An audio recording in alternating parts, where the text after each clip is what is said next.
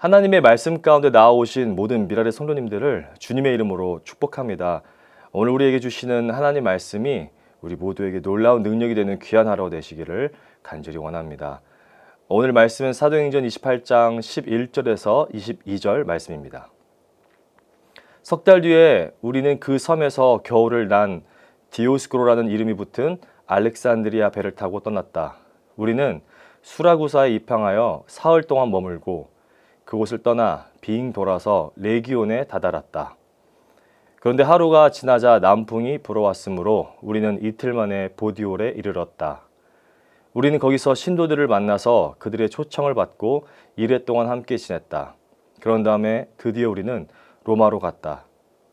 거기 신도들이 우리 소식을 듣고서 아피온 광장과 트레스 마을까지 우리를 맞으러 나왔다.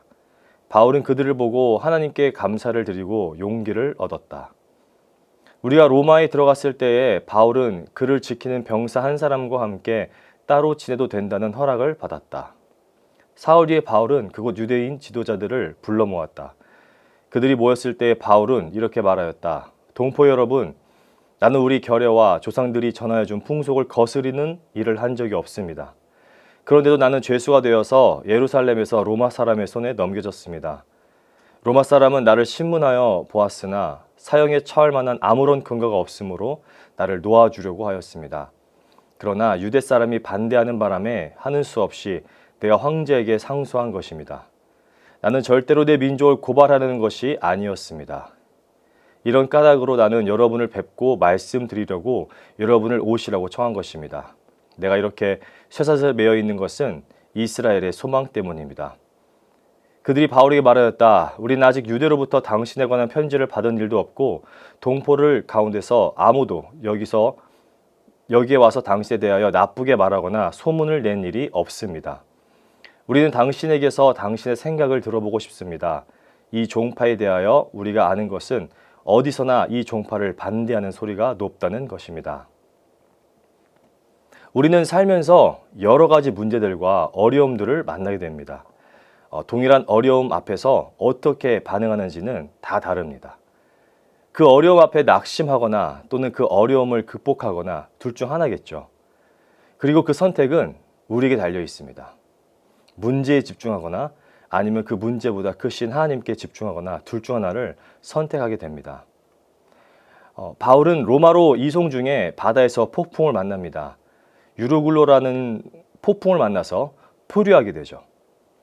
생명 위협을 받을 만큼 위험한 상황 속에서 바울은 자신뿐만 아니라 자신과 함께한 모든 사람들에게 희망을 잃지 말고 용기를 내도록 권면합니다. 바로 하나님께서 그 어떠한 극한 상황 속에 있다 할지라도 바울을 보호하시고 그와 함께한 사람들을 안전하게 하시겠다라는 것을 바울은 굳게 믿고 있었습니다. 계속되는 폭풍으로 인해 배는 부서지고 바울과 일행은 몰타라고 불리는 섬에 오르게 됩니다. 그곳에서 섬 사람들을 만났고 섬 사람들은 바울과 일행에게 특별한 친절을 베풀어 주었습니다. 바울과 일행은 그 섬에서 3달을 머물렀고 디오스구로라는 알렉산드리아 배를 타고 그 섬을 떠나게 되죠. 하나님께서 바울을 사용하시고 보내시고자 한 로마로 드디어 다시 출항하게 된 것이죠. 바울은 이제 유대교와 완전히 동떨어진 철저한 이방 문화 속으로 들어가게 됩니다. 몰타섬에서 출발한 후에 바울이 거쳤던 수라구사, 레기온, 보디올, 아피온 광장, 트레스 마을, 이곳은 모두 큰 항구이거나 상업과 숙박이 아주 발달한 도시였고 세속적인 문화로 아주 유명한 장소들이었습니다.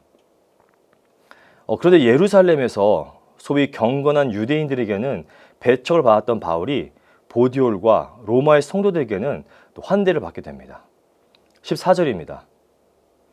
우리는 거기서 신도들을 만나서 그들의 초청을 받고 이래 동안 함께 지냈다. 그런 다음에 드디어 우리는 로마로 갔다. 지금 바울과 함께하고 있는 누가는 바울이 유대인들에게는 배척을 받고 보디올과 로마에서 환영을 받는 바울의 모습을 통해서 이제 예수 그리스도의 복음이 이스라엘의 성전과 유대교의 벽을 넘어 세상으로 나아가는 모습을 묘사하고 있습니다. 더 이상 복음은 한 곳에 머물러 있거나 유대인들에게만 허락된 것이 아니라 온 유대와 사마리아 그리고 이제 땅끝까지 이 복음이 선포되고 있음을 보여주고 있는 것이죠. 죄인의 신분으로 로마까지 압송되었지만 바울은 많은 사람들로부터 배려와 호의를 경험합니다. 우선 로마에 도착한 바울은 그를 지키는 병사 한 사람만 곁에 있는 상태로 감옥이 아닌 별도의 공간에서 자유롭게 지낼 수 있었습니다. 바울이 미결수였고 또 로마까지 오는 여정 속에서 함께 배에 오른 사람들에게 인정을 받은 것도 있지만 그 무엇보다 하나님께서 이방인들에게 복음을 전하도록 바울과 함께 하셔서 바울의 걸음걸음을 예비하셨기 때문이죠. 유대인들에게 그렇게 핍박을 받았지만 바울은 로마에서도 유대인들에게 먼저 복음을 전하게 됩니다. 여전히 죄인 신분으로서 자유롭지 못하기에 회당으로 본인 스스로 갈 수 없었던 바울은 유대인 지도자들을 자신의 집으로 초청합니다. 그리고 그들을 전도합니다. 바울은 자신의 입장을 유대인 지도자들 앞에서 변호하며 예루살렘에서 유대인들에게 고소를 당해 로마 황제에게 상소한 것이지 유대 민족을 고발하려는 것이 아님을 분명히 밝히고 그가 지금 이렇게 쇠사슬에 매여 있는 것은 오로지 이스라엘의 소망 때문이라고 말합니다. 19절과 20절입니다. 그러나 유대 사람이 반대하는 바람에 하는 수 없이 내가 황제에게 상소한 것입니다. 나는 절대로 내 민족을 고발하려는 것이 아니었습니다. 이런 까닭으로 나는 여러분을 뵙고 말씀드리려고 여러분을 오시라고 청한 것입니다. 내가 이렇게 쇠사슬에 매여 있는 것은 이스라엘의 소망 때문입니다. 이스라엘의 소망은 하나님께서 이스라엘 백성들과 맺으신 언약의 소망을 의미합니다. 바울은 지금 이 소망에 대해 거짓 없으신 하나님께서 영원전부터 이미 약속하셨던 영생의 소망임을 밝히고 있습니다. 그리고 지금 이 소망의 말씀을 전도라는 도구를 통해서 사람들에게 알게 하시는데 바울이 지금 이 도구로 쓰임받고 있음을 밝히고 있는 것이죠. 바울은 진정 때를 얻든지 못 얻든지 복음 전파에 목숨을 건 사람이었습니다. 하나님께서는 이 영생의 소망을 이스라엘 민족에게 먼저 약속하셨고 그 약속 성취를 위해 예수님을 이 땅 가운데 보내셨습니다. 유대인들은 메시아로 오신 예수님을 예배하기는커녕 예수님을 거부하고 십자가에 못 박았습니다. 하지만 하나님께서 예수님을 부활시키시고 죽음을 이기고 영생의 소망이 되게 하셨습니다. 그리고 바울은 바로 이 영생의 소망이신 예수 그리스도의 복음을 전하다가 로마까지 오게 된 것이죠. 그리고 그렇게 로마까지 오게 된 이유를 설명하고 있는 것입니다. 바울의 설명을 들은 유대인 지도자들은 바울의 사상을 좀 더 들어보겠다는 어찌 보면 뜨뜻미지근한 모습을 보였습니다. 그럼에도 불구하고 로마까지 와서 복음을 전하여 유대인들을 구원하고자 했던 바울의 노력은 실패가 아닌 절반의 성공으로 끝났다고 볼 수 있습니다. 우리는 이렇게 말씀을 전할 때 우리가 기대하거나 원하는 결과를 얻지 못할 때가 있습니다. 그럼에도 불구하고 우리는 복음을 먼저 소유한 자들로서 하나님께서 보내신 곳에서 최선을 다해 복음을 전하고 더 나아가 예수 그리스도의 편지가 되어 오직 예수를 드러내고 나타내는 삶을 살아야 합니다.